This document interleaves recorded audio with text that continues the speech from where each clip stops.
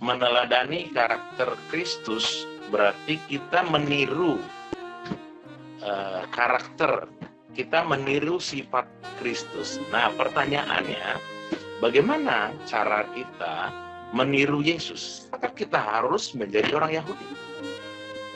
Apakah kita harus berambut gondrong gitu? Nah, ataukah kita mungkin menggunakan salib ya, seperti di slide ini kita menggunakan atribut-atribut yang nuansa Kristiani. Kalung salib gitu kan. Bahkan yang lebih keren lagi nih sebelahnya pakai tato gambar tatonya itu gambar Yesus gitu kan. Apakah begitu yang dimaksud kita meniru karakter Kristus?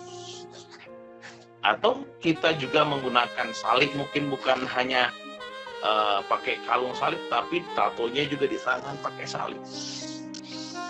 Itu atribut-atribut yang seringkali kita kenali sebagai orang Kristen. Atau mungkin bukan tidak cukup aja sampai di situ, mungkin di mobil kita atau di motor kita tulis One Way Jesus gitu. Saya pernah melihat satu kendaraan tulisannya One Way Jesus, tapi wah, kendaraannya di jalan itu zigzag gitu ya, hampir-hampir mencelakakan orang lain.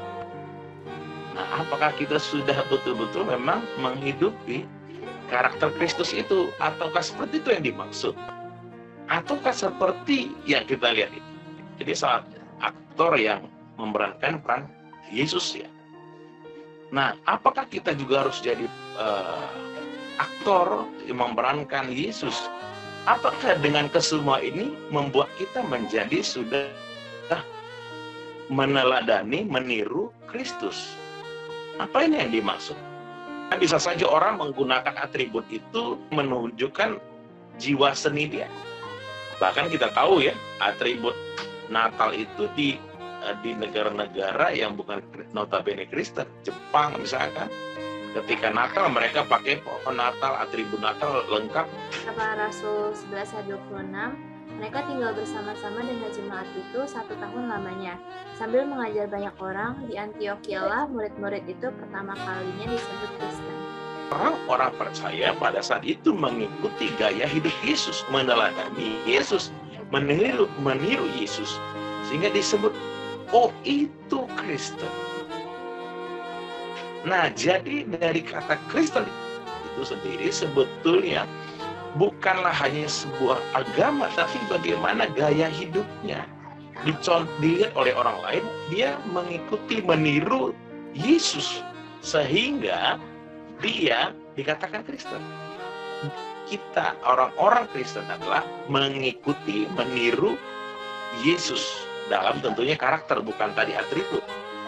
Lalu pertanyaannya, apakah kita sudah meneladani Kristus dalam diri kita?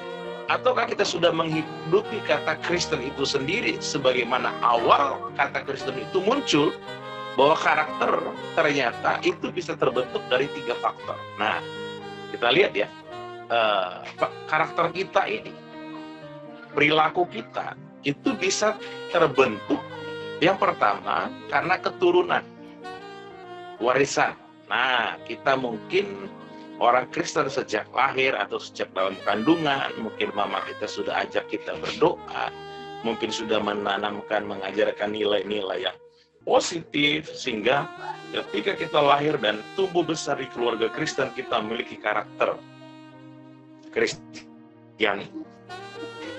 Nah, bagaimana pertanyaan, Pak, saya ini bukan orang Kristen dari lahir.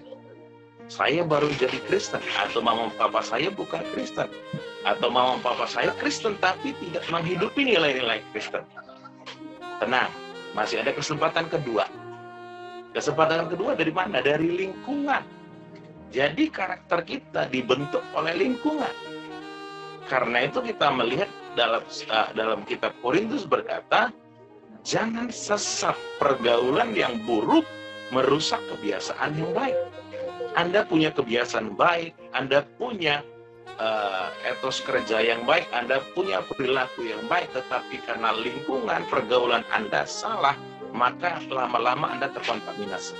Walaupun kita pakai baju yang bagus, pakai parfum yang bagus, lalu kita ada di dekat tong sampah, pembuangan sampah, maka kita sewangi-wanginya pun akan menjadi bau. Jadi betapa kuatnya pengaruh lingkungan terhadap kita. Karena itu Alkitab memberikan satu formula yang baik bahwa jaga pergaulanmu. Karena itu akan merusak. Nah, jadi kalau kita ada di lingkungan yang baik, begitu juga sebaliknya. Kalau di lingkungan yang baik, maka tentu karakter kita pun akan terbentuk dengan baik. Lalu Anda berkata, Pak, saya ada di lingkungan yang kurang baik. Ingat, ya masih ada kesempatan ketiga. Nah, kesempatan ketiga, ini saya tambahkan melalui pendidikan.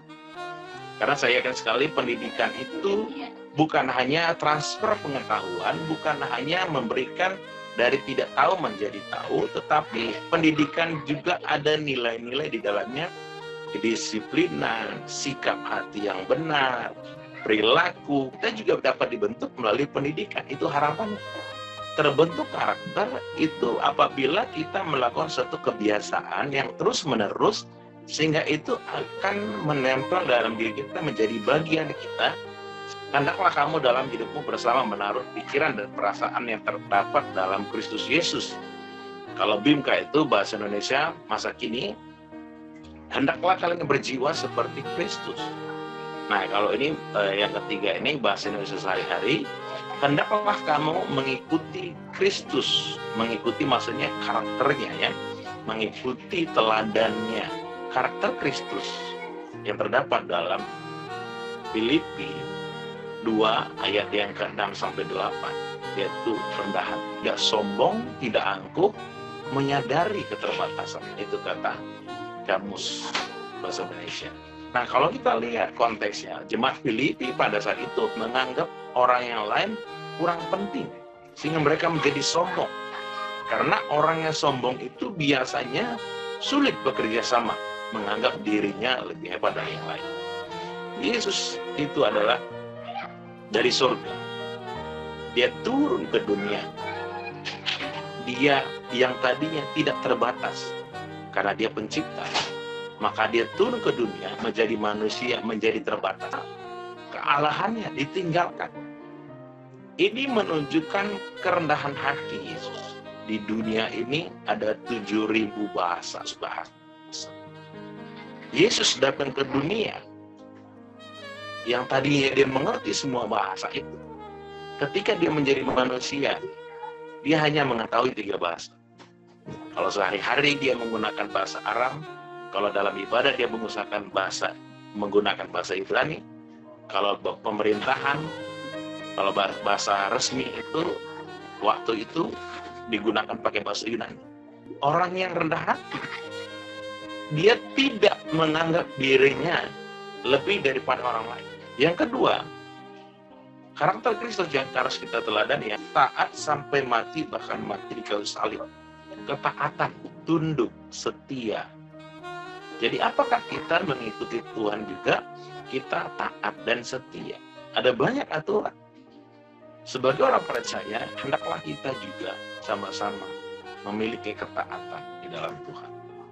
Karena itu yang Yesus peragakan, itu yang Yesus contohkan. Dan kalau itu yang Yesus contohkan, maka kita pun mengikutinya.